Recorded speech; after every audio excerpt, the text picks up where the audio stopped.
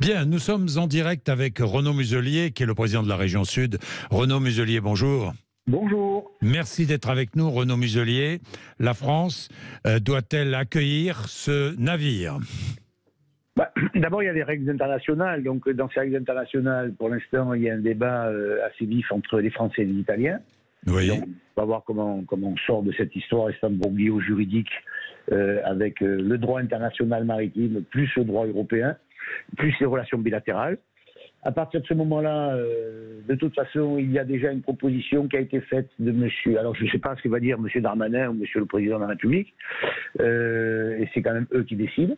Dans un deuxième temps, il y a les autorités locales. Dans les autorités locales, vous avez la Corse avec sous l'autorité de son président, monsieur Simeoni, qui a dit que les unitaires d'accueil et que donc il pouvait éventuellement, potentiellement, dans un laps de temps non défini, ouvrir ses ports aux bateaux concernés.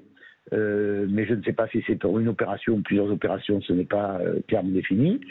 On parle de Marseille, mais je n'ai pas la position du maire de Marseille là-dessus, sachant que Marseille a une culture d'accueil quand même, au fil des siècles, que ce soit sur la totalité du bassin méditerranéen, que ce soit pour les Arméniens, que ce soit pour le retour d'Afrique du Nord. Mais je ne connais pas la position du maire de Marseille. Bien, et la vôtre, Renaud Muselier ? Moi, je suis toujours choqué qu'on puisse se noyer d'un côté et se baigner de l'autre, qu'il y a un volet humanitaire absolument indispensable, et le médecin qui parle en est parfaitement conscient, et c'est ma première casquette qu'a formulée et consacrée toute ma vie. En même temps, il faut respecter les règles internationales. Oui. Et là, je crois qu'il y a un jeu de rôle qui est très particulier et on peut... Oui, mais Renaud Muselier, SOS Méditerranée, l'association qui a affrété le bateau, demande à la France d'assigner un port sûr à son navire. Vous êtes prêt à ouvrir, enfin, c'est pas vous qui ouvrez directement, mais vous pensez qu'il faut que l'un des ports de votre région soit ouvert à ce bateau ?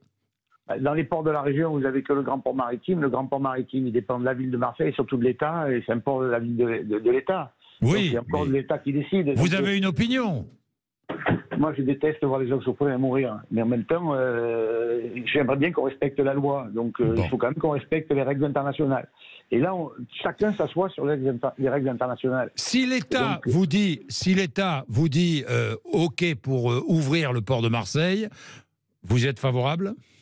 Si l'État dit OK pour Marseille, que la décision est d'accueillir sur le port de Marseille, il faut d'abord que le maire de Marseille soit d'accord, oui. Parce que ça dépend quand même de lui, et mettre en place le dispositif pour accueillir. Mais à partir du moment où c'est conforme aux règles internationales, j'accueillerai ces pauvres gens qui ne doivent pas se noyer sur le bassin méditerranéen. Oui, on ne peut pas laisser ce bateau errer comme cela en Méditerranée. C'est pas possible. Ah oui. C'est une question de dignité, quoi. C'est une question de dignité. Bien, Renaud Muselier, j'ai d'autres questions à vous poser. Vous êtes le président de la région, on parle beaucoup de football dans la région. Le Qatar, vous regarderez la Coupe du Monde ? On connaîtra la liste de Didier Deschamps ce soir. Est-ce que vous regarderez la Coupe du Monde ? Je regarderai la Coupe du Monde comme tous ceux qui aiment le foot. Oui. Je veux dire, la Coupe du Monde, où qu'elle soit, passionne la totalité des amateurs du foot du monde entier. Le monde entier se bat pays par pays pour arriver à avoir un droit à son ticket pour jouer à la Coupe du Monde, et le monde entier suivra son équipe. Et comme l'équipe de France est plutôt bien passée, bien sûr, je soutiendrai l'équipe de France. Autre question à propos de la Méditerranée. Je vois que vous avez débloqué 1 milliard, des fonds à hauteur de 1 milliard d'euros pourquoi ? Pour la rendre plus propre, Renaud Muselier ? Le bassin méditerranéen est un vaste mer, mais qui est en tout cas un petit lac au niveau mondial. Mais il y a 20% du trafic mondial qui passe par le bassin méditerranéen, oui. En ce qui concerne le transport de marchandises.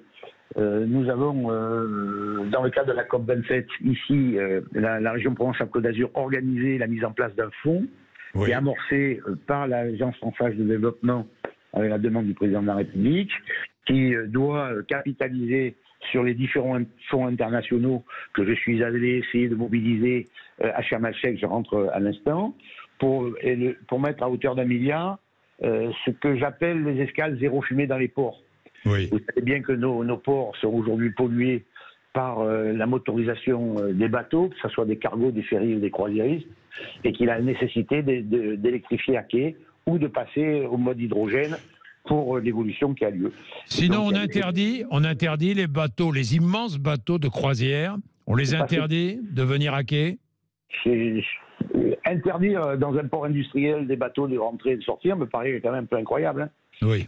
Et de surcroît, quand vous avez, je vous donne un exemple simple, nous avons investi 30 millions d'euros entre Marseille, Toulon et Nice sur des escales d'Hérofumée. Les ferries qui font Marseille et la Corse, ils polluent de la même manière, on va les interdire et on ne va plus aller circuler pour aller faire la liaison entre le continent et la Corse. Pourtant, ils polluent ces bateaux.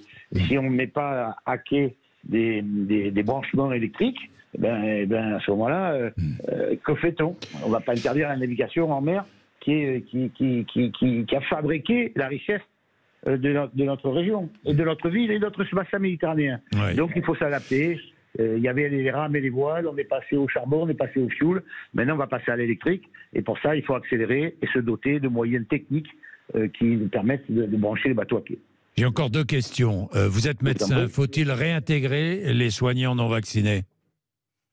Non, moi je suis pas favorable. Hein. Je pense que à partir du moment où vous êtes soignant, vous ne pouvez pas, vous devez d'abord vous protéger vous, et puis vous ne pouvez pas transmettre à ceux que vous soignez. Donc à partir du moment où vous êtes soignant, il y a des organisations médicales pour faire en sorte que vous devez être vacciné sur toutes sortes de pathologies, contre toutes sortes de pathologies, pour d'une part ne pas en être victime et d'autre part ne pas les transmettre. Et donc il faut vous vacciner, et il faut que les soignants soient vaccinés pour ne pas transmettre les pathologies aux personnes fragiles qu'ils soignent. Ça me paraît du bon sens. Et puis j'ai une dernière question, un peu clin d'œil. Vous avez quitté LR en 2021 maintenant. Si vous étiez encore à LR, vous voteriez Ciotti, Retailleau ou Pradier? Je dirais que je suis content d'avoir quitté LR. Hein. Comme ça. Ça veut dire quoi? Ça veut dire quoi? Ça veut dire que j'ai appartenu dans cette famille politique et j'étais membre fondateur de LR. Hein. Oui, je sais. Membre fondateur de l'UMP. Moi, je fais partie de cette famille. Vous voulez dire quoi? Que le parti, vous voulez dire que le parti est tombé bien bas? Je veux dire surtout que le parti a pris une ligne. Ça, c'est les hommes. Donc, je vous laisse les jugements, porter ce jugement sur les chefs. Mais c'est sûr que quand on avait des présidents de la République, des premiers ministres ou des ministres, c'est pas tout à fait la même chose que ceux qui sont en compétition aujourd'hui. Mais surtout sur la ligne politique, nos aînés nous ont toujours appris à additionner.